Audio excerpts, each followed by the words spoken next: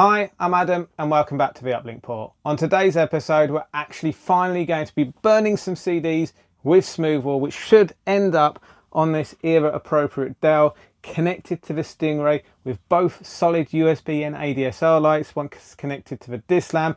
The DSLAM is on the floor. I fear if I put it on the desk with all of this for the intro, my desk is no longer going to go up in the air.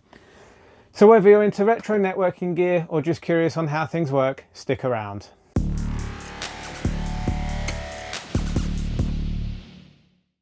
Now, I'm not joking when I say these weigh a ton. They literally do. The Optiplex G1 is probably the lightest tower and chassis I actually have in my collection. Was the easiest for me to actually get down.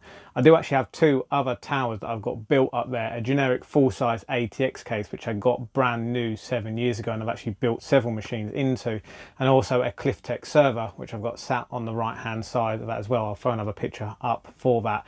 I do actually have my own personal case up there, which I don't have anything in at the minute, and a load of other spare boards and various other bits, which I'll chuck a picture up. So, but they're all built, the ones that I've got up there, in a Pacific way running Windows 98. They're also all running physical spinning mechanical discs, unlike this one, which is running a CF compact flash card and reader. But that's not without its issues on this. It's very temperamental. So I think for this particular video, I'm actually going to throw in a physical drive for it. And I've actually gone and bought 3 physical drives, wiped but guaranteed, for this video. They're also all IDE drives, so I'm hoping I still have an IDE cable or 2 lying around. Either that, I'm going to have to salvage something from one of the machines upstairs.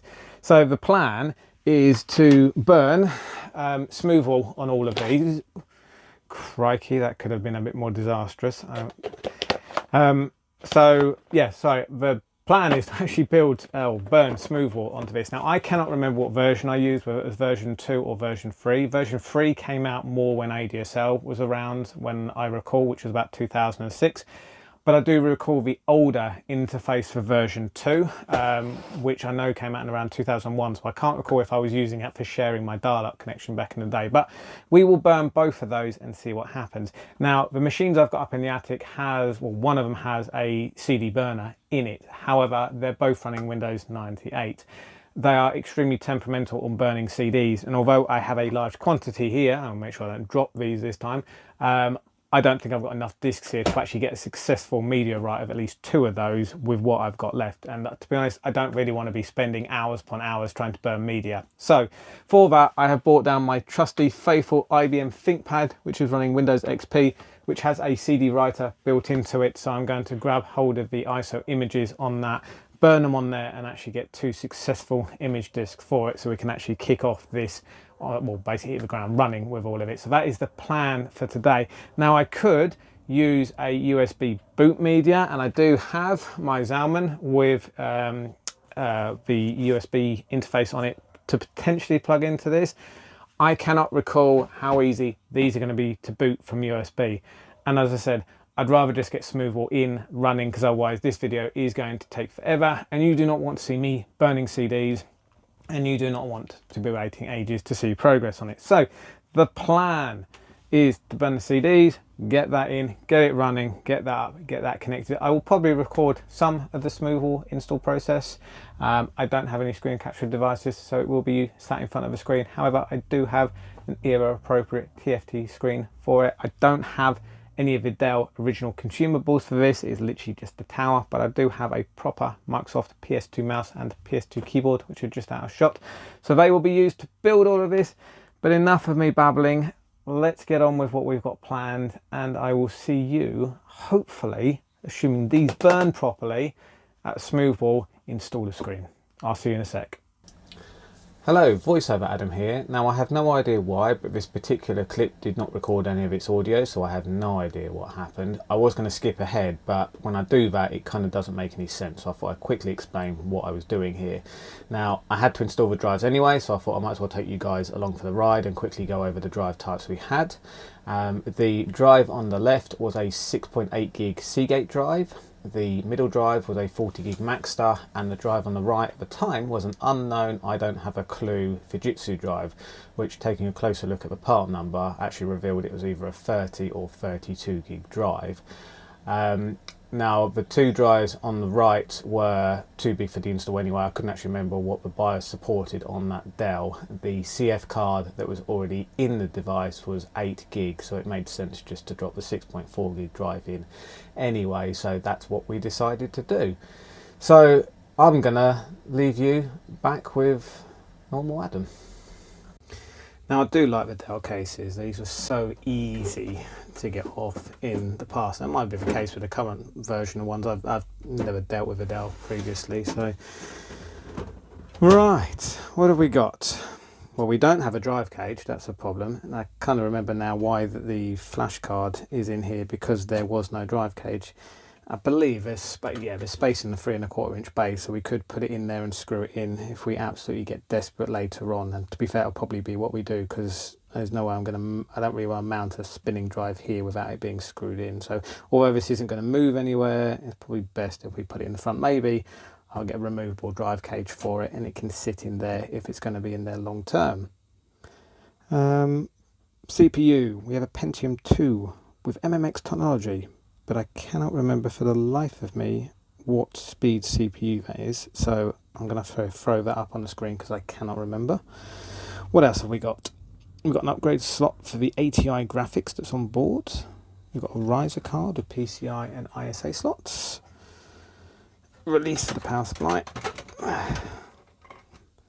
The original Dell power supply. Right, memory, what have we got memory wise? PC133, no rip for valid RMA. I doubt they're going to honour that now anyway. Another unknown, I don't actually know because it's not on here. Part number for this is MS356UPS. So I don't know. We'll find out with this posts, I guess. Now this was running Windows 2000, as I said, because it was running a dial-up server for all the authentication side of stuff for that. So it had enough memory to run Windows 2000. I just can't remember what this is. It's either 256, could be 512. I doubt it, maybe. I don't know. We'll find out when we power it up. But everything looks in order.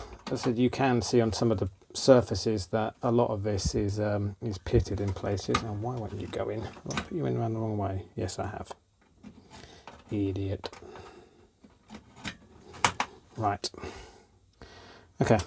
All that looks happy. Yeah, so you can see it's quite pitted in places. So I have no idea where this lived before I got hold of it. I said I picked it up off of eBay and I refurbished it. And to be fair, it has worked. So, right, let's get the drive in, the lid on, this disconnected, powered up, and hopefully the power supply doesn't blow up. And let's start getting Smoothwall installed. Right, enough of me going on. I have burnt the CD that we're going to be using. In fact, I have actually burnt 2 relatively successfully. This is version 2, Service Pack 1, and this is version 3, or Smoothwall Express version 3 anyway. So this is what we're actually going to be putting on this, subject to it turning on and posting. This should have the drivers for this Dell, hopefully, but we'll soon find out. So, right, enough of me talking. Let's power this on and see what happens. Nothing. Right, perfect. We have a post screen. One positive. Alert, cover was previously removed. Well, that's no kidding. Are you going to do, I'm guessing you're not going to do anything else because that drive is blank. It was securely erased.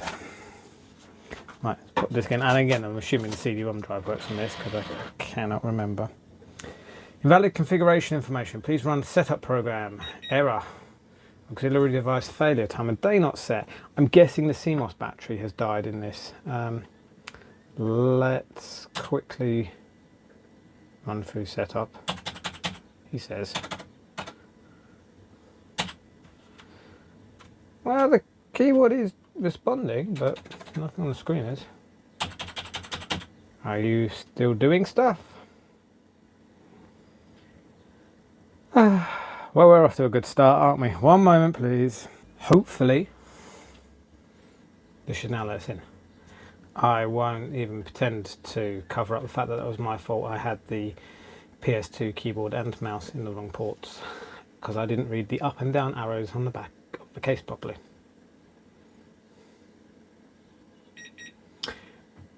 F2, yay! Right. Right, so what is the time around here? The time is 13:20 55, and it is, where are we now? May, 20 February, March, April, May, yes, May 20th. 2025.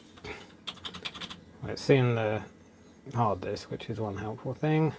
Oh, it's a 350 megahertz Pentium 2. Right, okay, and how do we get down to the next page? Oh, Alt P. System password, no. Boot sequence. Can we select hard disk? Page up, page down. That. Okay, change values is hard disk only, nope. Device list, we could do that. CD-ROM first. Sound, we don't really need. NIC we'll leave on. Serial port, we don't need them, but I'll leave them on. I'll leave all the rest on as well. Perfect. Press any key. Did that actually save? Again, going well.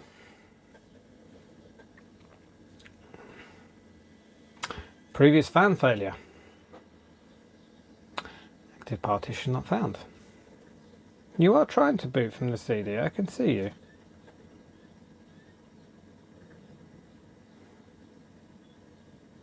Is this a media problem rather than anything else? Let's jump back into the BIOS. Keyboard struck, key failure. Well, it's kept all the settings, that's one positive. And it was, what was it? Alt P. So can we change this to device list? Okay, now I don't know why, but I got it into my head at this particular point in time that we're actually supposed to be booting from the hard disk and not the CD.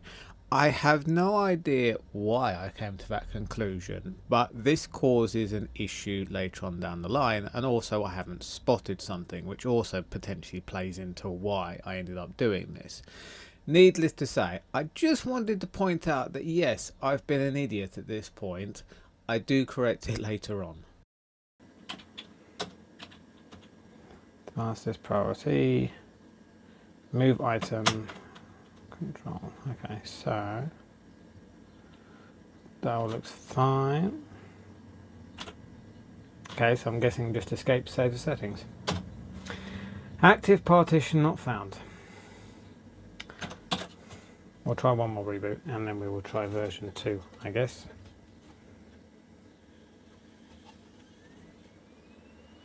Active partition not found. Wonderful.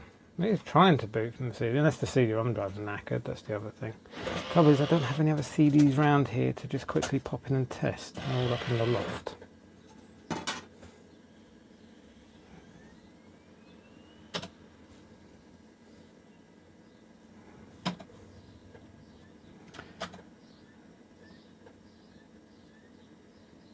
You probably can't hear it, but that CD-ROM drive does not sound particularly too happy.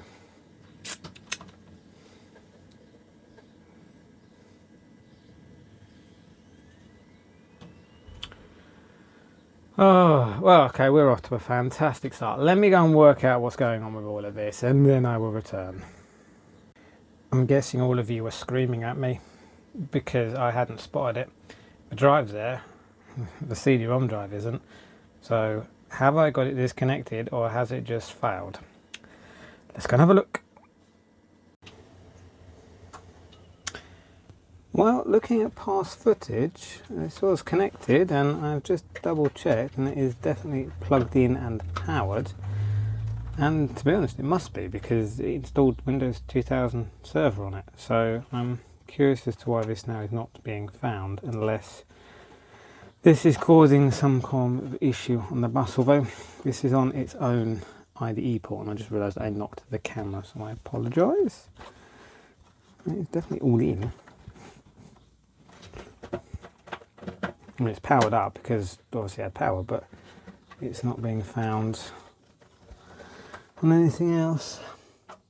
There was actually a nick in the IDE cable.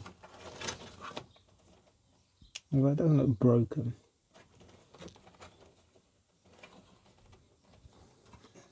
Just there. Right, continuing troubleshooting steps.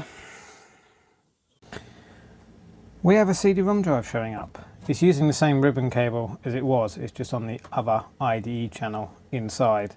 So I'm assuming that IDE 2 that this is plugged into has died. Now I can't remember it being an issue last time I used this, but it's also a possibility at the same time. I cannot honestly remember. So we will just put the drive into the 5¼ inch bay, because I hadn't, it was actually just sitting inside the case, but that ribbon cable has got 2 IDE connectors on it, so I'll set them up as master or slave, and we hopefully can continue as if none of this happened.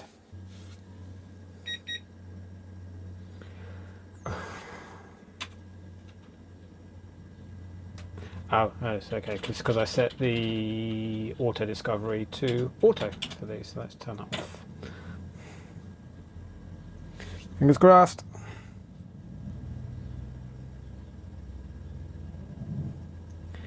Well, it hasn't booted from the CD. Active partition not found. Press the new key.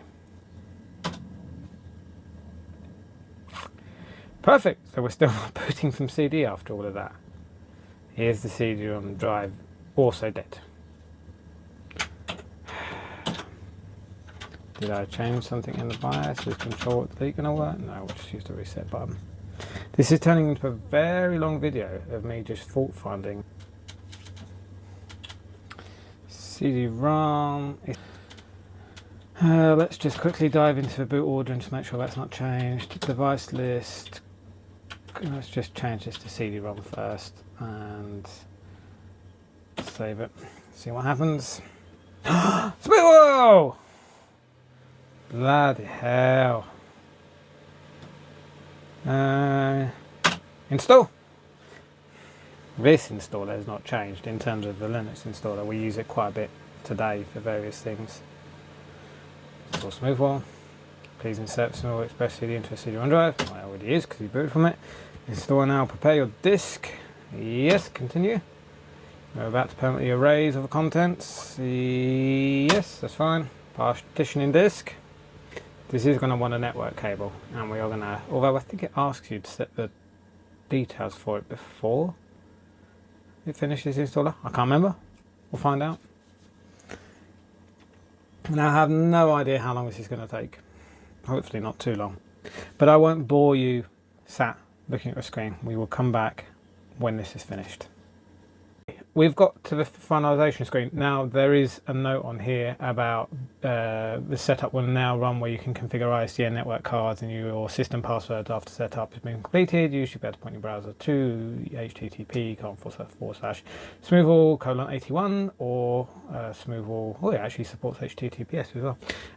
Either way, let's continue with this and get first of it installed. Do you want to restore configuration? I do not. We are in the UK. We will call it Smoothwall. You're going to ask for an IP address, aren't you? And I have no clue what I'm going to set this up on. Or crash. Or just not do anything.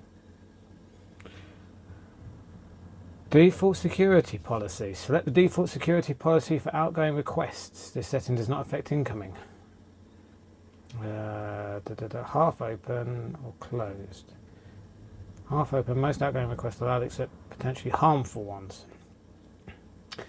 I cannot remember. Well, let's have them all going out. Why not? Configure network. Oh, does this can't config green? Red is modem ISDN. I remember all of this. Network configuration type. I cannot remember. Network is network configuration for Smoothwall Express. The following configuration types list those interfaces which have Ethernet attached. If you change these, network required, you have to reconfigure network drive size. We'll leave as green, shall we? Drivers and card assignments. Configure network drivers and which interface card is assigned to. Card configuration is as follows. No allocated cards and mining. This may auto detect. This was my concern that it might not find it, but it has. Settles detected. Corkscrew. What a fantastic name for a network card. Do you want to use this card? We will use that card, and we're going to assign it to the green space. Whether this works after this will be a miracle. Address settings. If you change this IP address and you're logged in, yeah, right. Do we leave this? Well, let's just leave everything default because my network's not sat on that, so it's not going to cause an issue. Oops, I've gone too far. No, done. DNS and gateway. Your configuration does not utilize an Ethernet adapter for its red interface. DNS gateway, the dial-up screen is configured automatically. Dial-up. Okay. Well, in that case, I guess we're done. Select an item you wish to configure. Let's do a DHCP first, although to be fair, all of that's going to be there. There's no need to change any of that. ADSL configuration. ADSL is currently disabled. Device type. Alcatel Speedtouch USB, we will take that. It means I don't have to install the driver. And other settings, 0 and 38, which I assume it's picked up on the fact it's in the UK from the previous network settings. And we are going to enable ADSL. And we're going to say finished. And we're going to set a password. Now what password shall we use for this? 1, 2, 3, 4. 1, 2, 3, 4.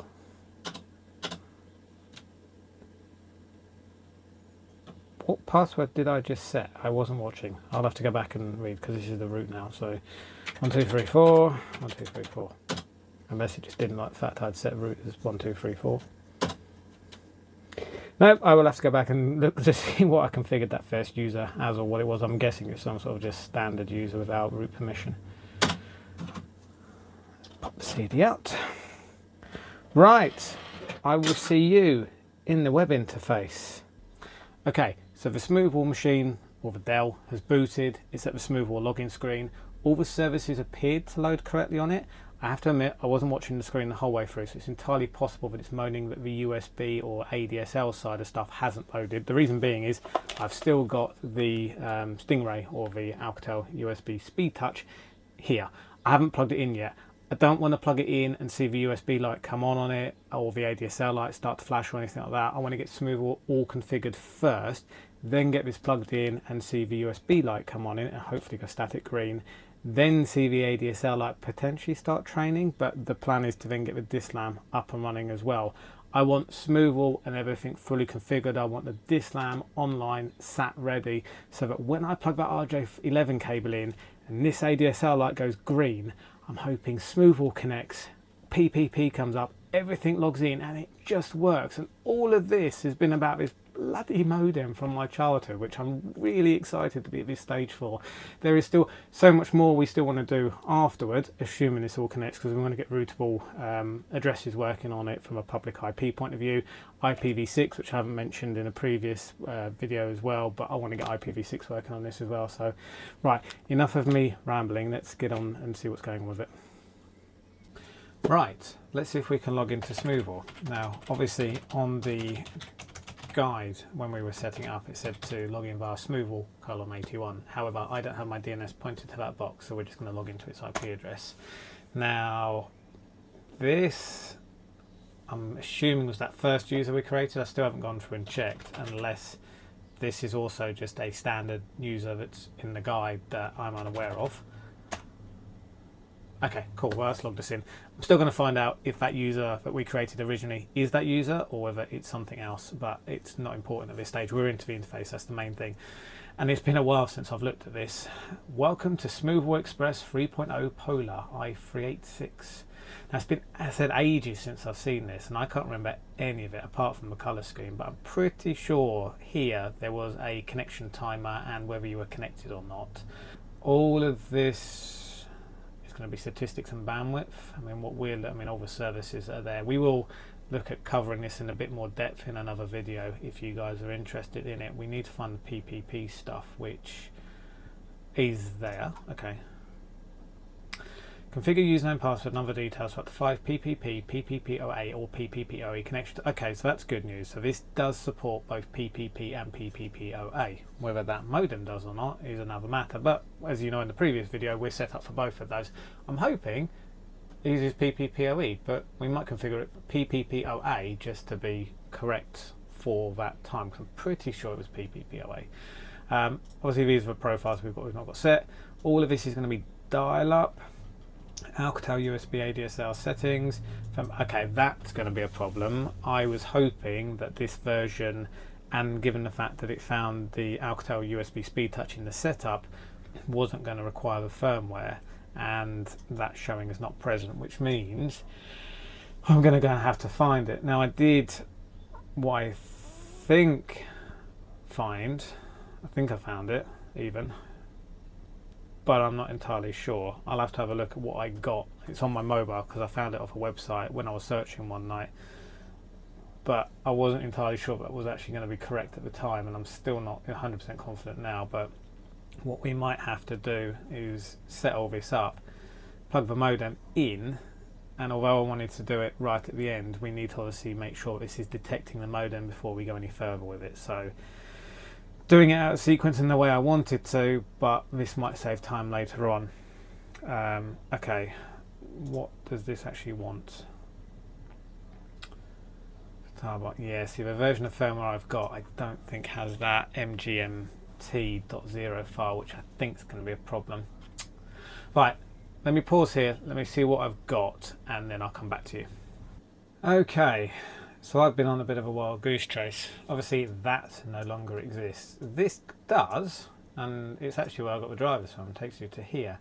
However, all the files that are in the repository for all of this do not have the Linux driver, or not the ones that I've extracted anyway and have been through. So I have been digging around online. Archive.org doesn't have any, or any of the other archive websites that I can see have this. Now, I do have the driver's CD for it, which might have it on, but I don't have a CD-ROM drive on this particular machine to get access to them, and it's just a bit of a faff to get in. I will do if I absolutely need to. Again, I don't know whether it's on there. However, searching around, I have come across the speed management tarball file that I have got from Oracle, which I have downloaded, and it does contain the file I need. Now, Smoothwall isn't built on any particular version of Linux, and in theory the mgmt.0 file should install onto that machine, or install into Smoothwall potentially without any issues. I'm not entirely sure. Linux is not my strong point.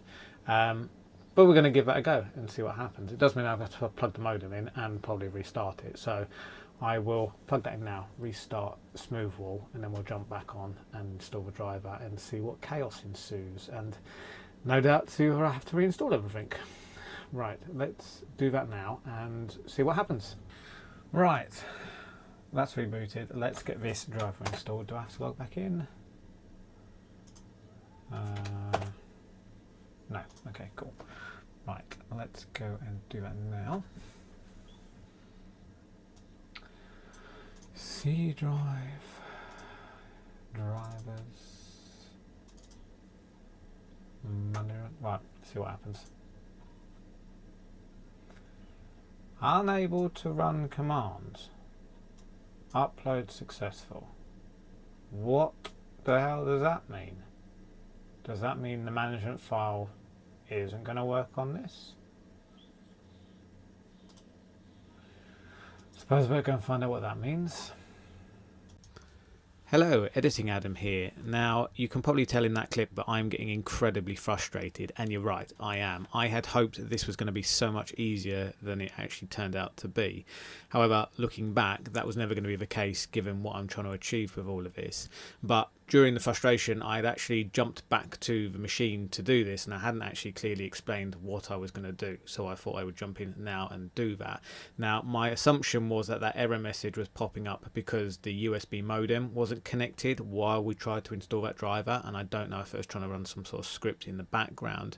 So at this point, I decided to jump back to the PC with the modem plugged in to see if it now boots with the modem in with that driver, and to see if we get any further. The Stingray is plugged back in and I am rebooting Smoothwall. The reason being is when I plugged this in, both the USB and ADSL line went solid green as soon as it receives power. Now that happened with the MikroTik, and that might be normal behaviour for this. I cannot remember. I just seem to remember that this, when it was connected, went green when it had a USB driver link, and the ADSL light went red until it had a ADSL connection or off. I don't recall them both being solid green at the same time, but either way, we will find out what happens when this reboots. And again, this might go solid green again until we upload the drive, and they have both gone solid green. So I'm slightly confused, but not worried. This could be normal behavior.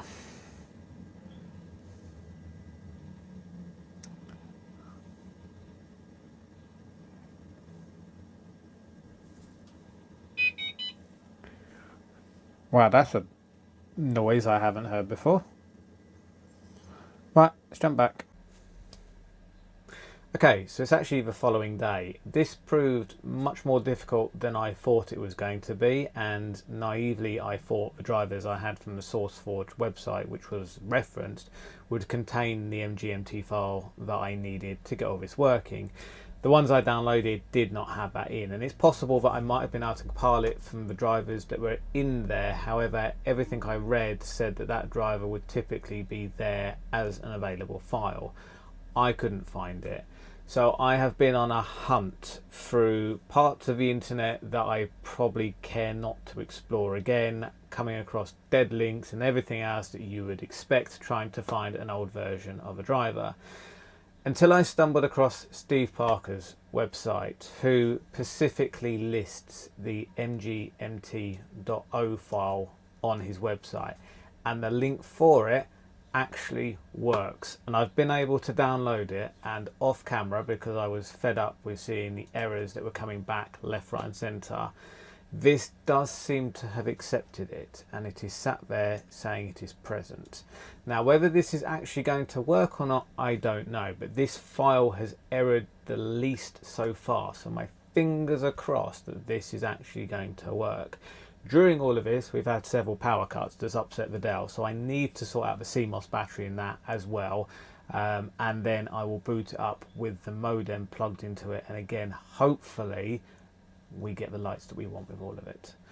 So let's wander back over to that.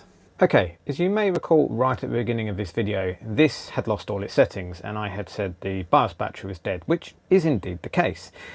Also, while recording all the original footage for this, as I may have mentioned, we had a couple of power cuts. Now, every single time I returned to this, of course, it booted back up and everything was quite happy. Now, yesterday I thought I would replace the BIOS battery, so I got a new one, put a new one in, jumped into the BIOS to actually set everything back up, and noticed that time is passing at a rather rapid rate. And interestingly, it's only the minutes. So God knows what the power cut has actually done to the clock on this. And I said it's only the minutes, the actual physical hours aren't going up, and it's not me pushing the keyboard or anything like that. It is solely the minutes that are passing at a rate in which seems to suggest how long this video is getting. Okay, last time we powered this on, the modem went to a solid green and solid ADSL light as soon as the USB drivers loaded. Now I have got hold of a different management.o file which I've now uploaded to this, so hopefully once it initializes, we should initialize the modem properly, I hope. Having said that, we're going to have to wait even longer because with time passing on the BIOS at a rate of knots, it now thinks it's 48,404 days since it was last checked. And I really hope the 404 days is not a sign of things to come. Well, this is going well. Okay, so the only way I could actually get this particular stage to continue was to actually set the time and date correctly in the BIOS, but even then it's still 1315 days out, so I have no idea actually what the date was or when this did finally last boot, but I'm assuming it's due to the date flying ahead in the BIOS due to the power cuts. Now I'm fully expecting when this actually completes, once the USB drivers load, for the modem to still go static green on the USB and ADSL like it just has. Now I'm hoping that this does load the driver properly and then I actually see the state that I remember this in. Now hopefully this progresses. Okay, perfect. That is something that we haven't seen before. Now yes, okay, that is what I was expecting to see. Static green USB light, flashing ADSL light. I was expecting it to go red. Maybe it does later on, I don't know. Either way, I'm not moaning. Right, let's get this connected and hopefully online. Well, the DSLAM is on. We're going for broke, and hopefully with the new mic you'll be able to hear me over the background noise. This is what all this has been leading up to. The other end of the RJ11 cable is plugged in to the bottom cable on the Stingray. Is this light going to go solid green, and is Smoothwall on the web interface going to show it's connected? It's assuming everything else in here is connected. There's only one way to find out.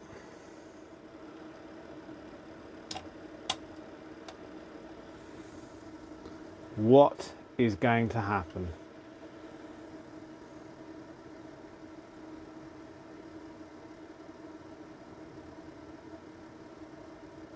We are still training. Everything on the DSLAM looks green.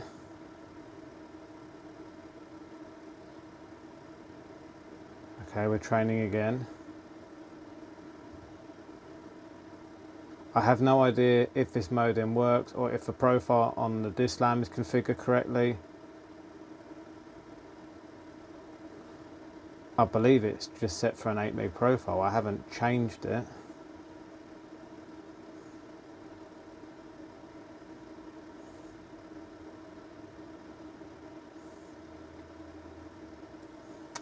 Well, that does not look to be training, does it?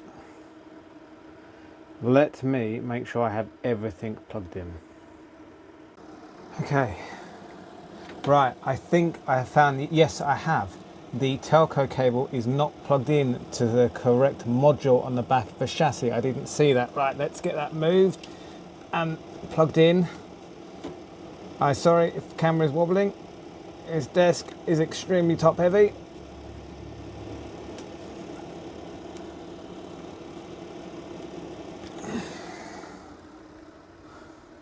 That is in, I think.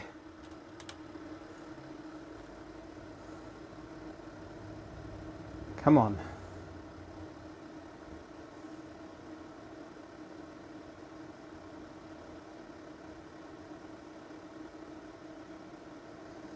Let's just double check to make sure that is in all the way. Don't think it is. It might be.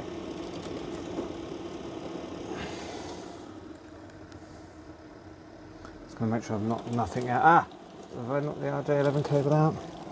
Oh, this is so tense. Right. Just gonna make sure all the other telco cables are in as they should be, which they appear to be. Ooh.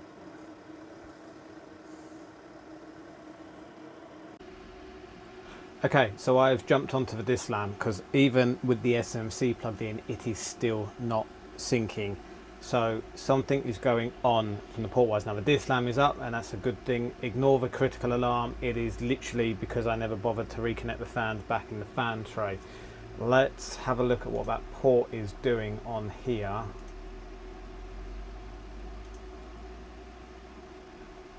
Okay, port 1 is disabled and it's got the default profile. Now obviously last time we were messing around with the PPPoA settings for this and I thought we'd saved them, potentially maybe it hadn't. Let's jump into that. Let's load port 1. Okay, there hopefully is our issue. Port 1 doesn't have any details set up for it. Now let's set this up for PPPoA again.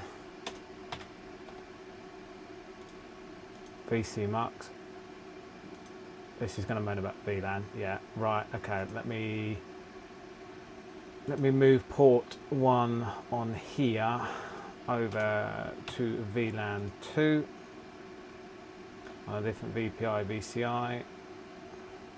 Let's see if we can save that. Save messing around. Is that showing 2?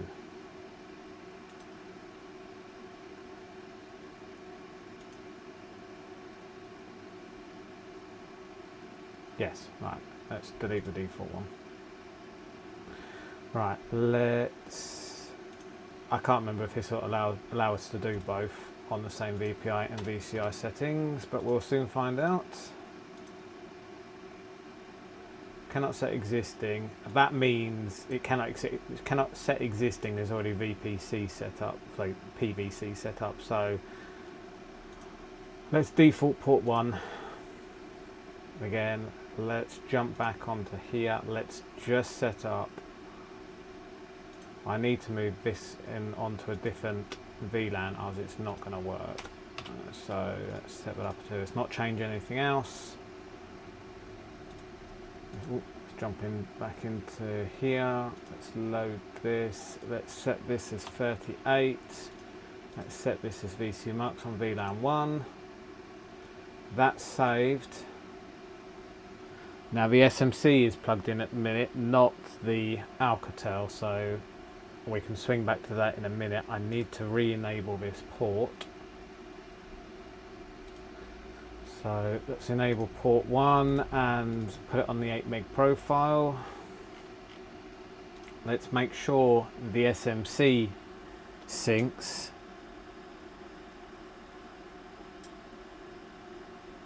I have no idea if it's going to establish PPPoA unless I plug into it. Which I suppose is probably not a bad idea to check just before we do double check Smoothwall box. Right, that's in sync. Let me swap over cables. Right, we're back. We're logging into the barricade, the SMC. Now let's see if this is online. If this is online, then we're good to go. I'm so excited and also so nervous at the same time. Where do we need to go? PPP status. Right, connected. Good. Let's just double check this grabs an IP address from the brass, which it has.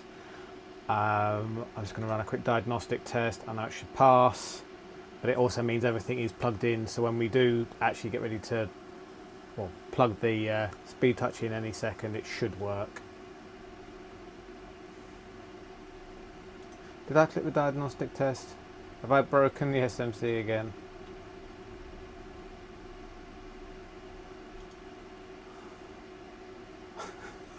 It's all going wrong, isn't it? What is up with you now? Have you crashed running the diagnostic tests? I seem to recall maybe that may still be a bit flaky after it's diced with death, but it's talking to the brass. It's got an IP address. Short of me logging into the brass from here to check, I'm fairly confident that that is going to go through and connect. Let's just, yeah, I think I broke the SMC. I do want to check. Right, hang on. Right, we are back. All that is tested. It's hitting the brass definitely. I don't know if it's going off outside the brass. I don't think there is any way for me to actually ping a external IP address on this from here. I don't think there's anything built in to do it. Not that I can see. Anyway, it doesn't matter. It's getting an IP address from the brass. Let's just double check this is connected with PPPoA. PPPoA over VCMux. Right, everything is working. Let's go for broke. Let's get the Speedtouch plugged into the socket and see if it connects, and we'll see if Smoothwall is online. This video has gone on long enough as it is, so I really hope this just works like that. Right, let's go back up there. Right, I do apologise for the minor wobble. You were right on top of the tripod. Everything has been reconnected. I unplugged this first before I swapped the other end of the RJ11 cable back into the Alcatel, so you're going to see firsthand again as to whether this connects. Let's plug this in and hopefully this just works.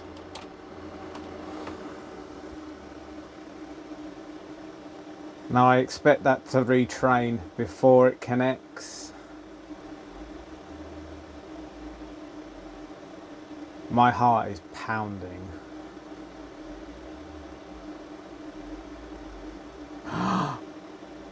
Okay, I got excited. We've had no red flash. Are we? Oh, emotions. That looks like it's solid green. That looks like it's connected. I have no idea if Smoothwall is now connected. Let's jump back down and have a look. See if Smoothwall's connected. See what the screen's saying. I hope to, whoever is out there, that this is online. Right, let's stop talking. Right, screen. Now I literally have cables everywhere. This place is a mess, and I've just realised I'm not plugged into the Smoothwall machine. Right, let me just do that quickly.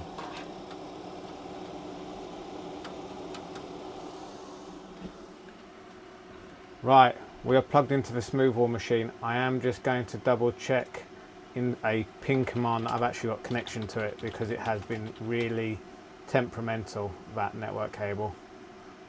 Or link anyway. Right, apparently that is up.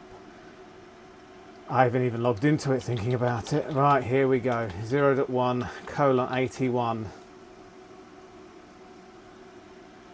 Apparently it's disconnected. I would expect that to be connected. Well, let's connect. I don't know if it's set to auto or what.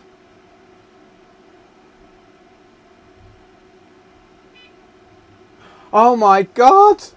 Yes! I am... Oh! I don't believe it! It's on! It's connected!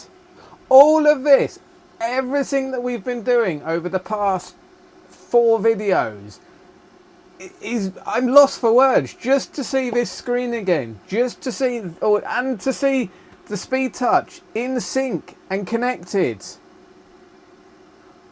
This brings back so many memories.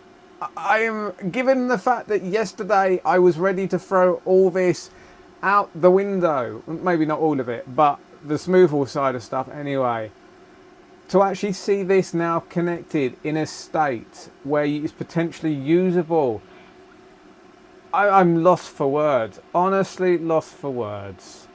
Let's do something. Can I do something in here that can jump into a shell command? Oh, it's going to require Java, which we don't have. IP tools. Can we do something? Let's ping something. Let's ping the brass. That's responding. Let's ping Google. Yes. That's quite high on the latency there. I have no idea why, but it's working. Oh, this opens the doors now to do so much more with this and build the rest of the retro network. Get everything else running on this that we want to do. I am literally speechless that all this has come together. We have built an ADSL ISP in effectively my home office stroke shed, and everything is running as we'd expect it to be. As I said, there are other bits we need to do, and I am jumping ahead and I am babbling, but I am just so happy this is working. This is absolutely phenomenal. Right, I need to work out what I can do in the rest of this video and how long this now is, or whether I jump back and we recap and push forward in the next set of videos, because I said there is still so much more we need to do with this, and this is only scratching the surface. And the fact that it is actually connected, yeah. Right, enough of me, let's head back. This video has been an absolute roller coaster of emotions for me, not only playing with all of this but also doing the video. Despite using the new mic, there has been so many clips where it hasn't recorded the audio, and this is actually a couple of days later since doing all of this, only to find that the outro that I'd done for this, which I'll throw up somewhere on the screen, hadn't recorded any of its audio. And I'm so disappointed, because as you can tell, the energy in that video, I was bouncing off 4 walls for all of it. And potentially in hindsight, that's probably not a bad thing, me recording it now, because I might actually make a bit more sense. So it's been a fun journey to get to where we've got to in this video. I am over the moon that Smoothwall is connecting, as you can tell. There is so much more we want to do with this, and all of this has really been down to this one little Stingray that I've kept for 20 years, not really knowing why I've kept it, and it now has a purpose. All of this has a purpose. You know, 6-7 months ago, this was still sat in an exchange serving customers in its local area, and it's now sat here built serving Speedtouch USB modem, and my interests and you guys following along for the ride. As I said, there is so much more we want to do with this. I've had other ideas while messing around. We might as well go and get a full ASN from Ripe. We might as well go and get IPv6 working. There's all the other bits that we spoke about in the previous video. There is so much more we can do with this, and this is just scratching the surface. So I'm so excited for what future videos bring with all of this, and we'll start diving into bits. And if there's bits that you guys want to see, if you want me to tear this apart as much as I can, then I'm more than happy to do that for you. So just let me know in the comments below. But I think knowing that this video is 48 minutes long from the point of where I start recording this outro, I'm going to leave you guys in peace. I've got to give a massive thank you to Peter and his website for letting me get hold of that file, because if I didn't have that file, then this would not be working, and this might be a different outcome. But guys, I hope you've enjoyed the video. If you have, please give it a thumbs up. I would appreciate you subscribing if you would. Not only does doing this fill me with great pride while messing around with it, but also seeing you guys follow along and being there for the ride also puts a huge smile on my face. And hopefully, as the channel grows and we hit some of the YouTube milestones and I can start doing a bit more with you guys, maybe we can do a giveaway of something relatively inexpensive, maybe some t-shirts or something, so which I'd like to do. So let me know if you're up for that. But otherwise, guys, thank you very much for watching. If you've got to this point, you're true legends. Thank you, enjoy, and take care.